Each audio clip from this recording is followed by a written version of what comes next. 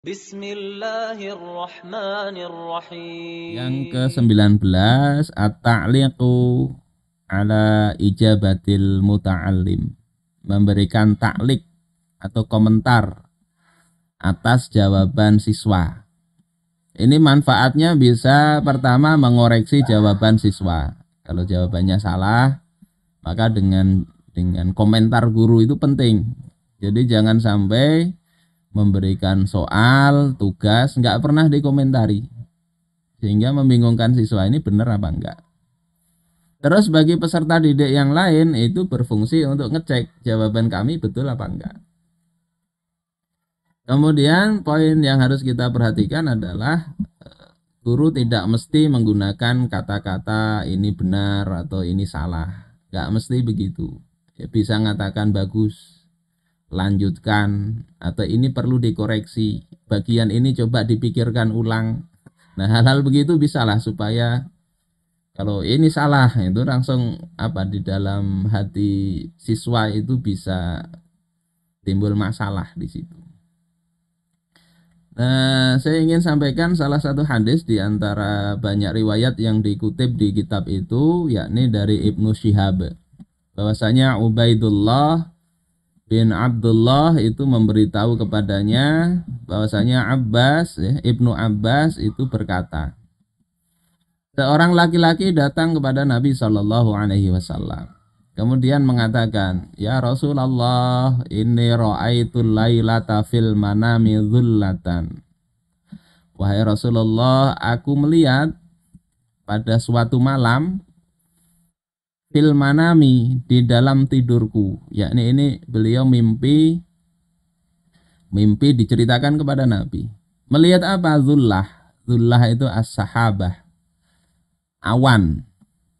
Tantifus samana wal asal, di mana awan itu meneteskan samin dan madu.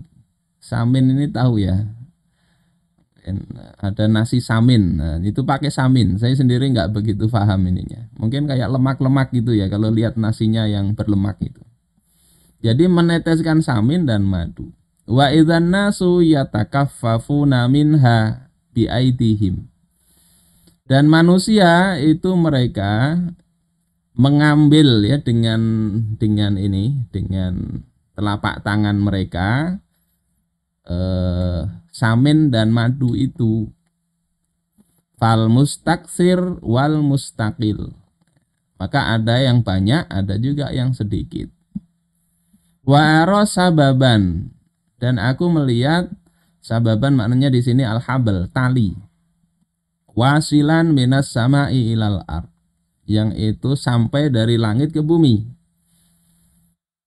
Fa'araka akhadta bihi fa'alauta, aku melihat engkau mengambil tali itu dan engkau naik ya ke langit jadi tinggi. Tsumma akhadha bihi rajulun min ba'dika fa'ala, kemudian setelah engkau ada laki-laki yang naik itu pakai tali itu ke langit juga. Tsumma akhadha bihi rajulun akhar fa'ala, kemudian lelaki yang lain juga naik pakai tali itu. Tsumma akhadha bihi rajulun akhar fanqata'a bihi, kemudian lelaki yang lain ada juga naik kemudian terputus ya. Tsumma wusila lahu fa'ala, kemudian tersambung lagi tali itu dan naik juga menjadi tinggi. Jadi ini cerita mimpi di depan Rasulullah Sallallahu Alaihi Wasallam. Ada awan, ada netes, madu dan samin, ada orang pada mengambilnya, ada yang banyak, ada yang sedikit. Setelah itu ada tali, Nabi naik, terus ada laki-laki naik, setelah itu laki-laki naik lagi. Ada yang terputus kemudian tersambung lagi. Kalau Abu Bakar kemudian berkata, ya Rasulullah bi abi anta, wallahi la tada'anni wa la a'buruh. Wahai Rasulullah, kata Abu Bakar, ya, demi bapakku dan engkau, ya, demi Allah, ya, biarkan aku mentakbirkan dulu mimpi orang ini.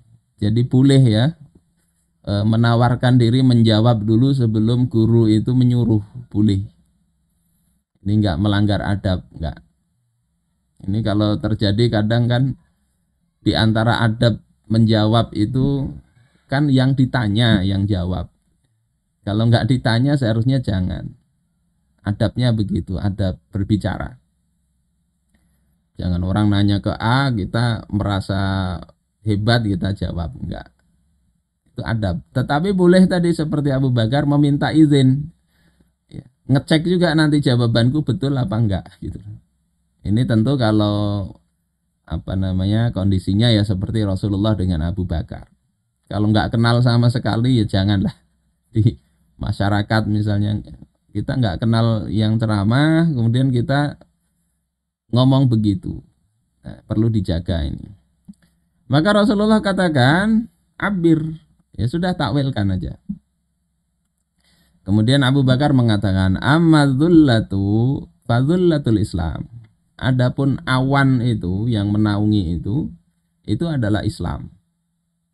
Takwilnya Abu Bakar. Wa amma alladzi yantifu minas saman wal asal fal Qur'an. Adapun yang menetes dari awan itu berupa samin dan madu itu adalah Al-Qur'an. Ya, halawatuhu walinuhu, yakni manisnya Al-Qur'an itu seperti madu, ya, lembutnya seperti samin. Jadi apalagi Al-Qur'an itu kan juga ini syafi'un syifaun. Syifa'u wa rahmah, obat. Sementara madu itu juga obat. Jadi ini takwilnya Abu Bakar, oh itu Al-Qur'an. Wa amma ma yatakaffafun nasu min dzalik. Adapun orang yang mengambil dengan tangannya tadi dari madu tadi itu adalah fal mustaksiru minal Qur'an wal mustaqil. Yakni orang yang mengambil bagian dari Al-Qur'an yang banyak maupun sedikit. Ada yang mempelajarinya banyak, ada yang sedikit. Kemudian kata Abu Bakar, wa amma sababul wasil minas sama ilal ardi fal haqqu allazi anta alaihi. Adapun sebab yang atau tangga yang sampai kepada dari langit ke bumi itu adanya tali tadi, itu yang benar adalah engkau. Ya, adalah kebenaran yang engkau berada pada kebenaran itu. Jadi awannya itu Islam, yang netes itu Al-Qur'an, kata Abu Bakar, tali itu adalah kebenaran. Kebenaran yang engkau jalani ini ya Rasulullah. Ya, akhadtahu fayu'alikallah. Yang engkau pegang, ambil itu, kemudian Allah meninggikan derajat engkau. Tsumma ya'khudhu bihi rajulun min ba'dika faya'lu bih. Kemudian orang setelah engkau juga mengambil kebenaran itu dan naik dia derajatnya. Tsumma ya'khudhu bihi rajulun akhar faya'lu bih. Kemudian orang yang lain juga mengambil tali itu dan juga naik derajatnya. Tsumma ya'khudhu bihi rajulun akhar fayanqati'u bih. Kemudian orang lain mengambil juga tali kebenaran itu, kemudian terputus. Kemudian disambung dan dia juga naik ke atas. Ini enggak ditakwilkan ya, karena ini masa depan ya. Kalau kita lihat di syarah hadis ini kan khalifah setelahnya ya. Khalifah setelahnya. Abu Bakar naik, Umar naik ya. Kemudian Utsman, itu takwilan para pensyarah hadis ya. Kemudian fa akhbirni ya Rasulullah bi abi anta. Ya, asabtu am akhtatu.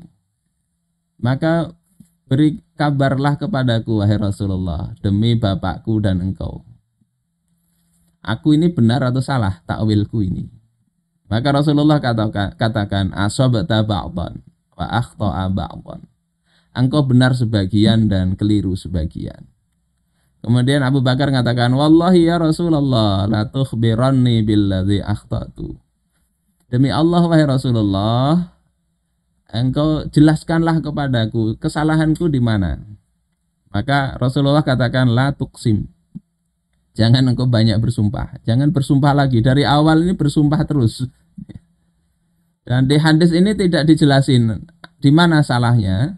Tetapi para ulama ya, yang mensyarah hadis itu, ya, misalnya kayak Ibnu Attin itu mengatakan Ya akhta'a likaunil mazkur fir ru'ya syai'aini al-asal was-samin. Fafassarahuma bi syai'in wahid. Bisa jadi kelirunya Abu Bakar ini karena yang disebutkan di dalam mimpi itu kan dua, al-asal was-samin, madu dan samin. Tapi tafsirnya kok cuma Al-Quran. Maka kata Ibnu Atin ini harusnya itu ditafsirkan Al-Quran dan As-Sunnah. Nah begitu. Termasuk juga yang lain itu bisa kita lihat ya penafsirannya berbeda-beda. Ini menganggap mungkin sisi kekurangan Abu Bakar yang tidak dijelaskan oleh Rasulullah Shallallahu Alaihi Wasallam. Saudara-saudaraku sekalian rahimakumullah, ini metode ke-19, yakni kalau ada siswa menjawab kasih komentar.